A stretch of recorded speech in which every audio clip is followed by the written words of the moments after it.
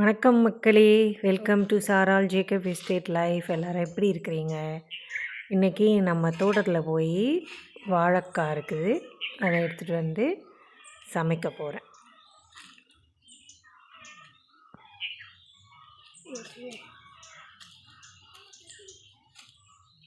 வாழைப்பூ எடுக்க வந்திருக்கிறேன். அப்படியே 2-3 வாழைக்காய் இருக்குது, அதையும் பறிச்சுட்டு போயிடலாம். இந்த பின்னாடியே தெரியுது பாருங்கள்.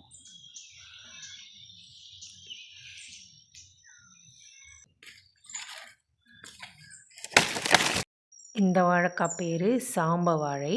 சின்ன சைஸாக தடியாக இருக்கும். எங்கள் தோட்டத்தில் இருக்கிற வாழைக்காய் வந்து முத்தவே மாட்டேங்குது. ஃபுல்லாக வெட்ட மாட்டேன், இந்த முத்தி இருக்கிற காயாக பார்த்து எடுத்துகிட்டு போவோம். இங்கே வாழைக்காய் அவ்வளோவா சரியாக வரமாட்டேங்குது, காற்று மாதிரி தான் வருது. புஸ் புஸ்ன்னு இருக்கும் ஒரு மாதிரி. இது வரேன்.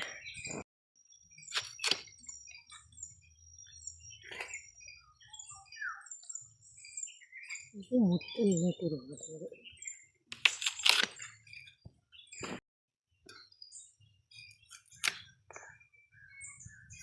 இது எவ்வளோ நாள் ஆனாலும் முத்த மாட்டேங்குது, இப்படி தான் சப்ப சப்பையாக வருது. எதனாலனே தெரில. அதனால் இதில் இருக்கிறதுலே பெஸ்ட்டு எந்த காயோ அதை பார்த்து நம்ம எடுத்துப்போம். இன்றைக்கி வாழைக்காய் வறுவல். நல்ல வேலை இன்றைக்கி நல்ல ட்ரெஸ் போடல. பாருங்க, அதை எடுத்துகிட்டு போயிடுவோம்.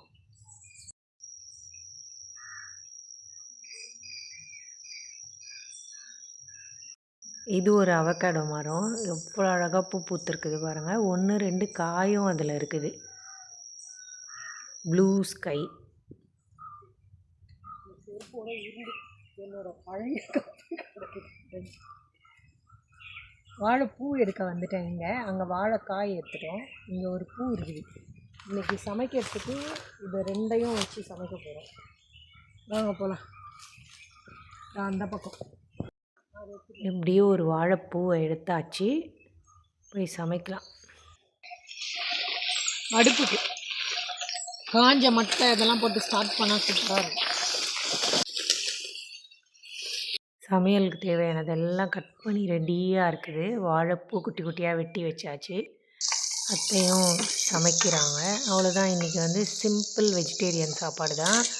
புளிக்குழம்பு, அதுக்கப்புறம் வாழைக்காய் வறுவல், வாழைப்பூ பொரியல், முட்டை வேக வச்சுருக்குறோம். அவ்வளோதான், சிம்பிளாக முடிச்சிட வேண்டியதான். கடகடன்னு சமைச்சிருவாங்க. நல்லா வெயிலும் அடிக்குது, மழை இல்லை. அதனால் மாமரத்தடியில் அடுப்பை போட்டு நல்லா நிம்மதியாக சமைச்சிட்ருக்குறோம்.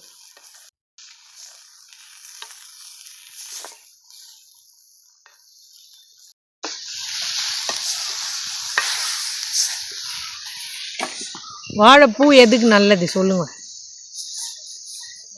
வயிற்று புண்ணுக்கு. புஷ்பா சொல்கிறாங்க. வயிற்று புண்ணுக்கு, வயிற்றுக்கு, எல்லாத்துக்கும் ரொம்ப நல்லது.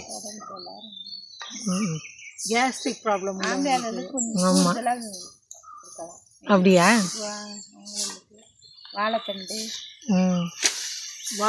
வாழைத்தண்டு வந்து நம்ம இதுக்கு ஸ்டோனுக்கெலாம் நல்லது.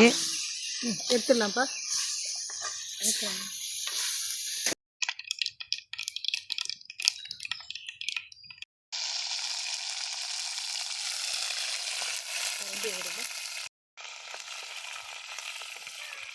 சின்ன வெங்காயம் போட்டு சமைச்சாலே அது தனி சுவை தான்.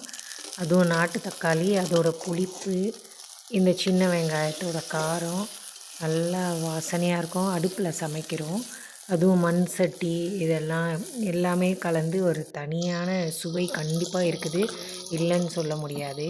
இது ரொம்ப உரப்பான கொச்சிக்கா, அதனால் கொஞ்சம் தான் போடுவேன். கொஞ்சமாக போடுவேன், அவ்வளோதான். ஓ, இது பயங்கர காரம் அது. ஆமாம், சரியான உரப்பு. மல்லித்தூள்,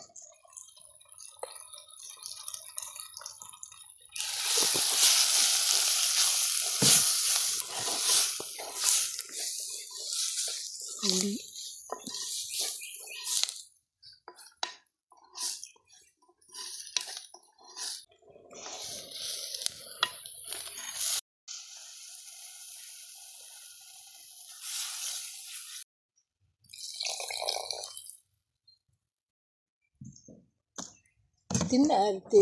மெல்லிசாவும் வெட்டக்கூடாது.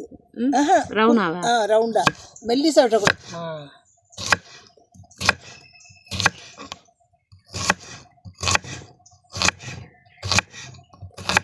நம்ம தோட்டத்துலேருந்து எடுத்த வாழைக்காய் ரொம்ப பிஞ்சாக இருந்துச்சு. நல்லா இருக்காதுன்னு நினச்சோம். இப்போ பார்த்தா ரொம்ப நல்லாவே இருக்குது. நல்லா சூப்பராக சிப்ஸு கூட போடலாம் அதில். புளிக்குழம்பு முடிஞ்சிடுச்சு. திக்கு பால் ஊற்றி கொஞ்சம் கொதி வந்தோடனே ஆஃப் பண்ணிடுவாங்க. இப்போது வாழைக்காய் வறுவல். கொஞ்சமாக எண்ணெயை ஊற்றி பூண்டு, கருவேப்பிலை, கடுகு, உளுந்து எல்லாம் போட்டு தாளிச்சிட்டு அதில் அப்படியே வாழைக்காவை போட்டுற வேண்டியது தான்.